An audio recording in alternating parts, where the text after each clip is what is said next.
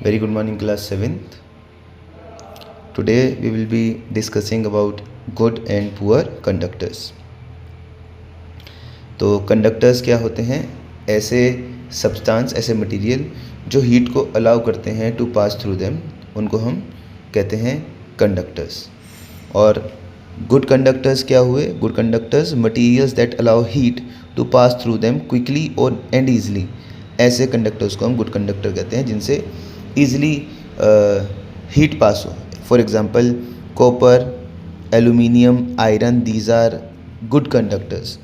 On the other hand अगर हम बात करें ऐसे मटेरियल की जो हीट को पास होने नहीं देंगे ईजिली, उनको हम पुअर कंडक्टर्स कहते हैं. जैसे कि वुड, रबर, प्लास्टिक, क्ले, ये सब पुअर कंडक्टर्स होते हैं हीट के. अब based on the property of conduction and insulation of heat हम अप्लाई करते हैं इस प्रॉपर्टी को और यूज़ करते हैं इनको अलग अलग तरीके से. फॉर एग्जांपल कुकिंग के लिए तो we know good conductor of heat are metals. तो हम जो यूटेंसिल्स होते हैं mostly they are made of metals like aluminium, copper, और इनमें ही हम खाना बनाते हैं क्योंकि ये हीट को क्विकली कंडक्ट करते हैं और फास्ट कुकिंग में हेल्प करते हैं. Then electrical wiring. तो वायरिंग करने के लिए हमारे घरों में भी कॉपर की वायर्स जो होती हैं वो यूज़ होती है क्योंकि कॉपर ईजिली इलेक्ट्रिसिटी को कंडक्ट करता है. कार इंजन्स जो होते हैं वो एल्यूमिनियम के बने होते हैं और इनके पिस्टन, रेडिएटर जो होते हैं ये भी हीट को कंडक्ट करते हैं और ओवर हीटिंग से बचाते हैं. देन थर्मोमीटर में जो पुराने थर्मोमीटर्स होते हैं उनमें मरकरी पहले यूज़ होता था. मरकरी एक ऐसा मेटल है जो रूम टेम्परेचर पे लिक्विड होता है, ये हम पहले से ही जानते हैं. देन हीटिंग डिवाइस यानी हीटिंग डिवाइस बनाने के लिए भी हम यूज़ कर सकते हैं कंडक्टर्स का. इसीलिए इलेक्ट्रिक आयरन और टोस्टर्स जो होते हैं उनमें नाइक्रोम की वायर्स होती हैं क्योंकि आयरन और नाइक्रोम की वायर जो होती हैं इनको ये ज़्यादा हीट रेजिस्टिव होती हैं. देन एप्लीकेशन ऑफ इंसुलेटर्स के क्या एप्लीकेशन है? इंसुलेटर्स कहाँ यूज़ होते हैं?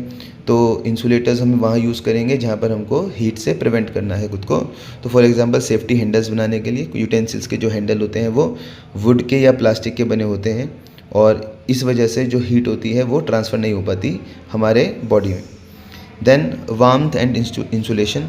तो जो कॉटन है, अगर हम उसको, कॉटन की जो ब्लैंकेट होती है वो बॉडी की हीट को ट्रैप करती है और एक इंसुलेटर की तरह वर्क करती है जो हीट के लॉस को बचाता है बॉडी से बाहर जाने में ड्यूरिंग विंटर्स.